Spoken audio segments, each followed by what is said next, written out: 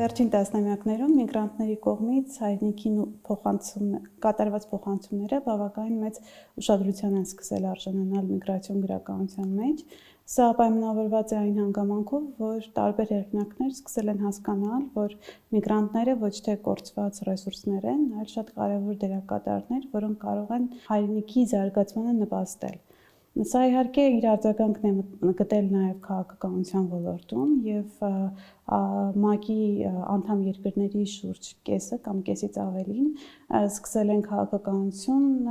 ձևավորել իրենց էմիգրանտներին թիրախավորող կամ սփյուռքի քաղաքականություն։ Նաև պետական մակարդակով եւ միջազգային կառույցների մակարդակով հասկացել են, որ միգրանտները կարող են լուրջ ներդրումներ ունենալ իրենց հայրենիքի զարգացման գործում։ Եվ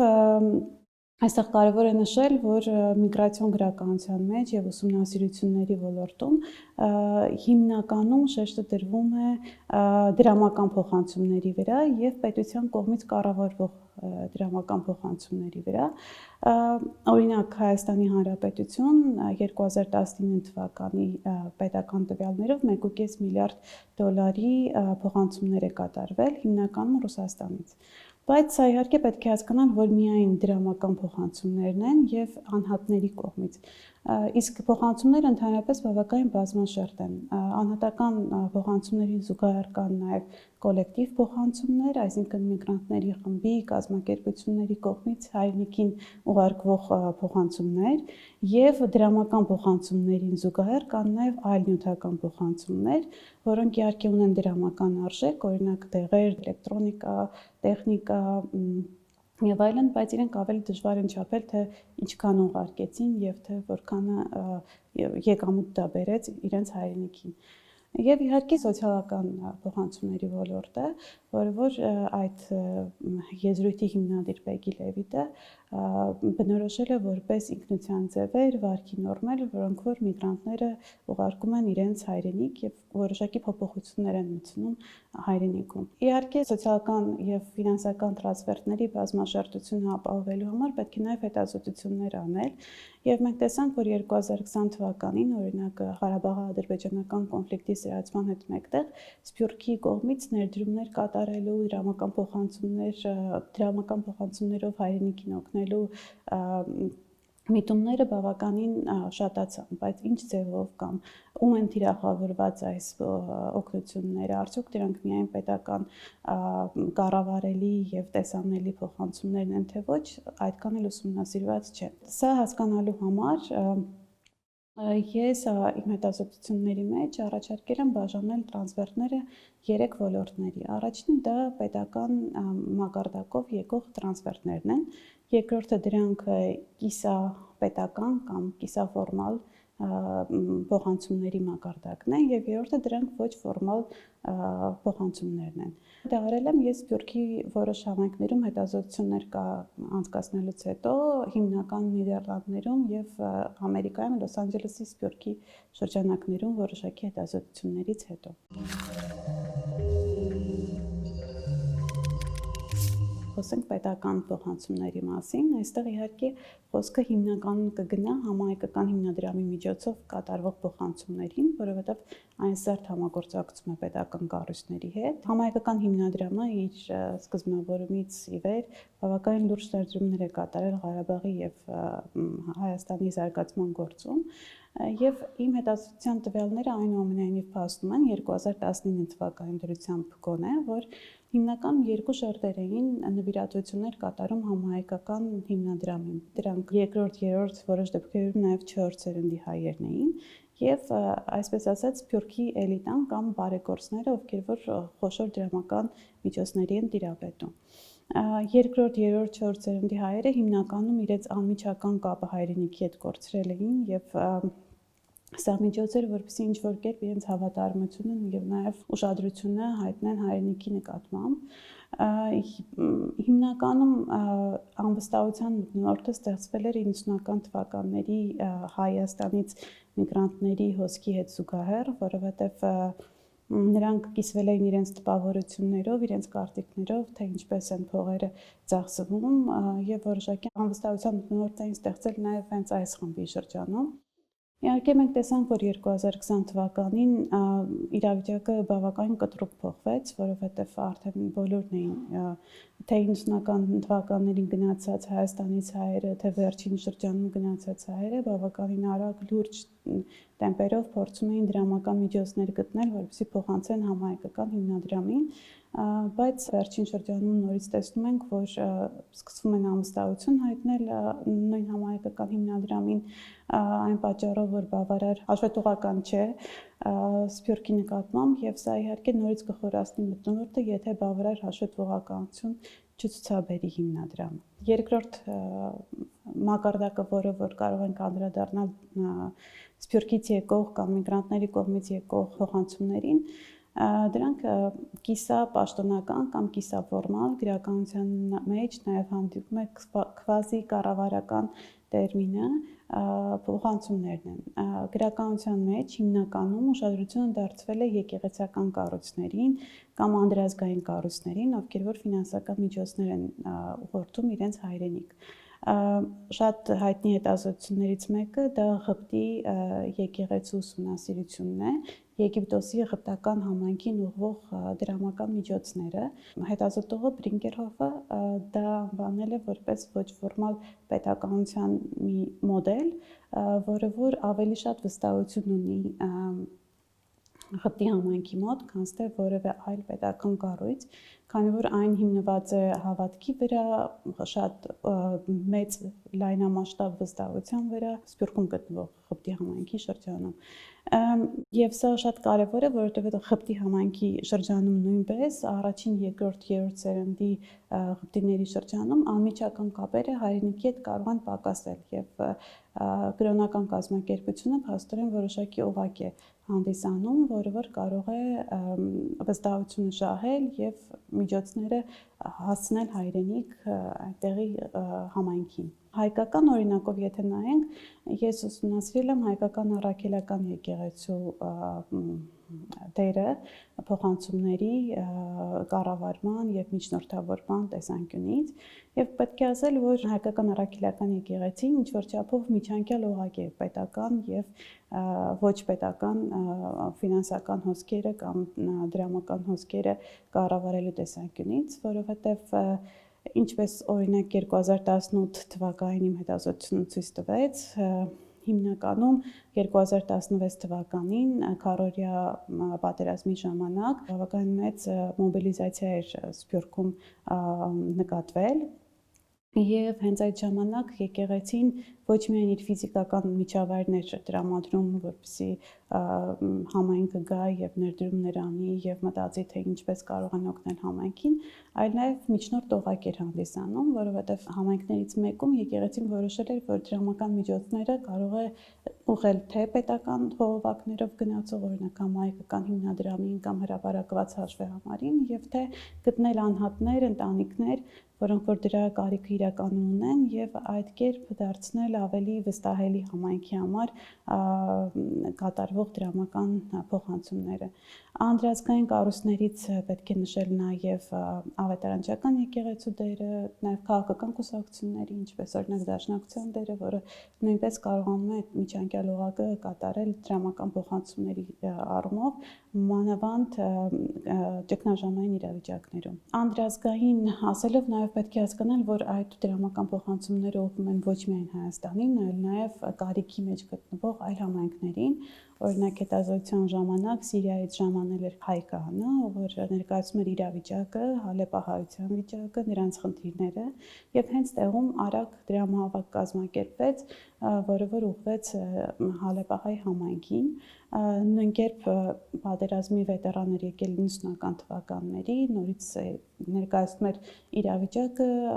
վետերանների եւ ասում էր, որ պետք է ֆինանսական միջոցներ հատկացնել նրանց համար, նորից տեղում սպոնտան այդ նվիրատվությունները կատարվեցին եւ ուղղվեցին համայնքներ։ Այստեղ նաեւ պետք է նշել, որ վստահության գործոնը բավականին բարձր էր, հետագայում երբ որ զրուցում է իրանց հետ, իրենք ասում են, որ առանձնապես հաշվետվողականություն չեն պահանջում, որովհետեւ իրենց կենսագրությամբ ցույց են տվել, որ վստահելի են, որովհետև իրենք ներկայացնում էին տարբեր նկարներ, պատմություններ իրենց կենսագրությունից, այդպիսով բավականին մեծ էր վստահության մթնոլորտը։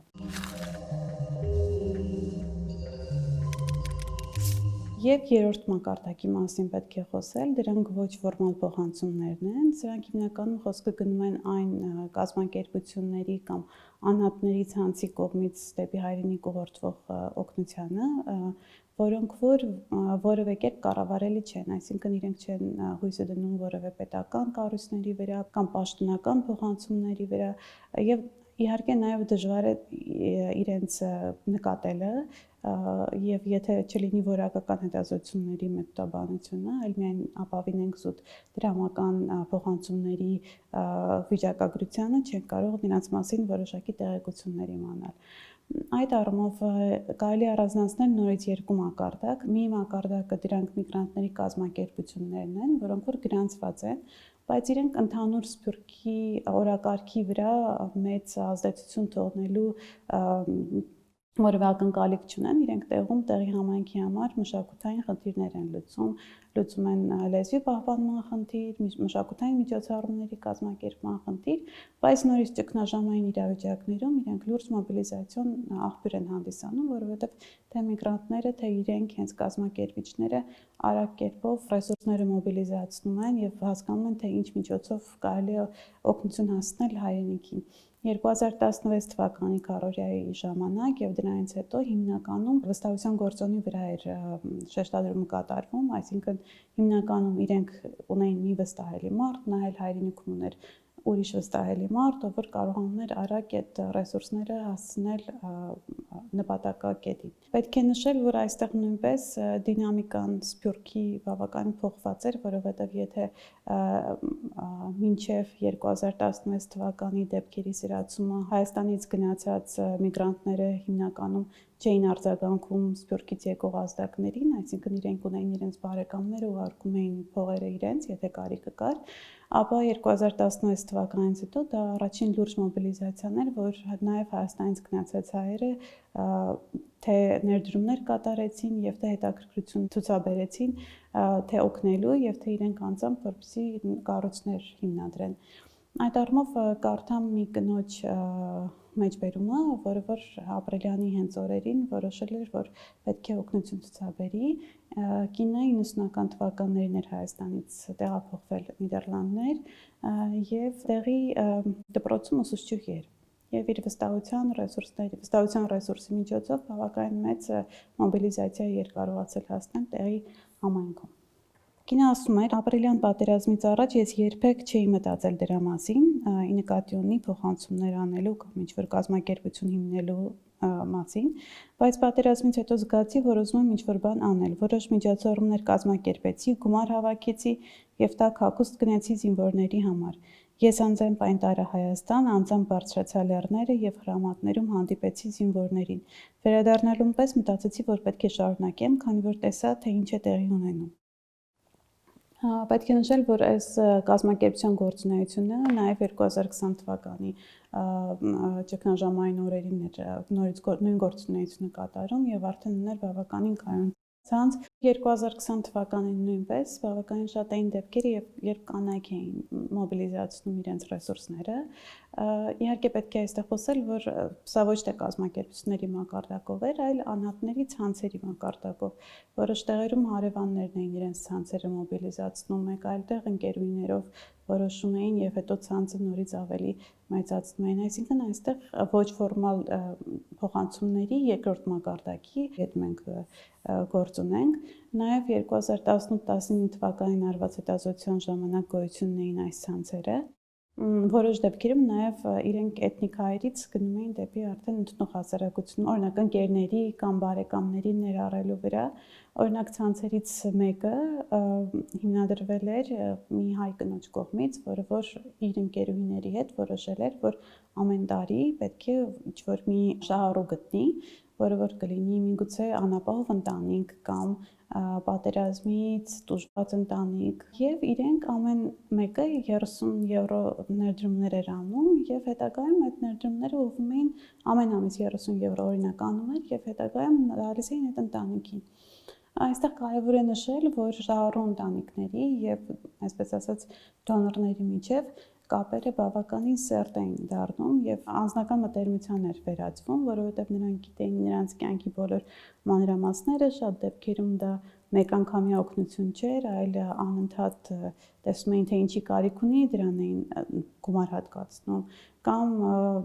մի կնոջ որոշել էին օգնեն, որովհետև անապահով վիճակում էր գտնվում եւ ամուսնու հետ ինչ-որ խնդիրներ ուներ եւ որոշել էին, որ պետք է նաեւ իր կրթության մեջ ներդրում կատարեն, որպեսզի կինը ինքը կարողանա իր խնդիրները ինքնուրույն լուծի։ Եվ այստեղ նույնպես շատ կարևոր է շահառուի եւ դոնորի միջև մտերմիկ հարաբերությունների պահպանումը, որովհետեւ այստեղ ոչ միայն լինում են տրանսֆերտներ, որոնք որ ուղղվում են Սփյուռքից հայրենիքին, այլև նույն շահառուները ինչ որ սիմվոլիկ միջոցներով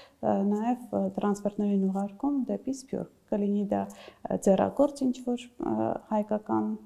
փոքրիկ սուվենիրներ, կլինի դա ինչ-որ նկարներ կամ տեսաշարեր, փոխադարձ կապը պահվում էր, այսինքն միակողմանի միայն նվիրատվություն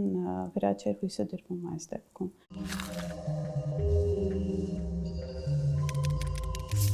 Ոչ պաշտոնական ցանցերի դեպքում նաև տեսնում ենք, որ գենդերային դինամիկանն է մի փոքր փոխվում, որովհետև եթե ֆորմալ կառույցների մակարդակում հիմնականում կանայք այդքան ակտիվ դեր չեն կատարում, այստեղ ոչ ֆորմալ ցանցերի մակարդակում կանայք բավականին նախաձեռնող դիրքերում են։ Օրինակ 2020 թվականին ճգնաժամային օրերին մենք տեսանք, որ շատ են լինում կանայք, ովքեր որ գաթաներ են թխում կամ, չգիտեմ, հացեր են պատրաստում, տեղում ինչ որ փոքրիկ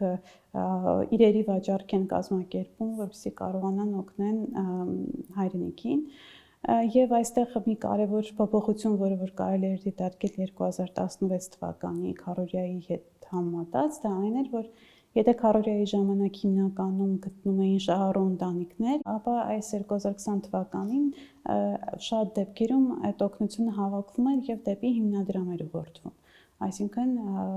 վստահության մակարդակը դեպի պետական կառույցները ավելի մեծ էր։ Որոշակի վերապահումները, որովհետև վերջին հրապարակումների ժամանակ նորից սկսեցին անվստահություն հայտնել պետական կառույցների գործունեության նկատմամբ։ Եթե մենք նայենք այս տրանսֆերտների սոցիալական ասպեկտներին, ապա այստեղ ամենակարևոր ու կենտրոնական նշանակությունը դա վստահության գործոնն է։ Այստեղ կարևոր է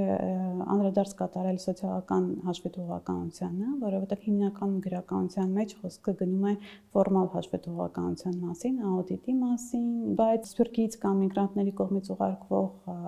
փոխանցումների ժամանակ նաև սոցիալական հաշվետվողականություն գոյություն ունի, որը որ կարող է լինել նվերների տեսքով կամ փոքր նկարների տեսքով, շահառուների կողմից շնորհակալագրերի տեսքով կամ հաշվետվության փոքր ներկայացման միջոցով, որը որ պարտադիր չէ եւ հիմնականում որևէ իրավական հիմք չունի, բայց դա պահում է երկու կողմերի միջև կապը եւ վստահության մթնոլորտը։ Եվ այս վստահությունից է կախված մեծապես, թե ովքեր են ներառվում ցանցերում, ինչ տեսակի միջոցներ են ուղղորդվում եւ որքանով է շարունակական դրամական փոխանցումների հոսքը դեպի հայրենիք։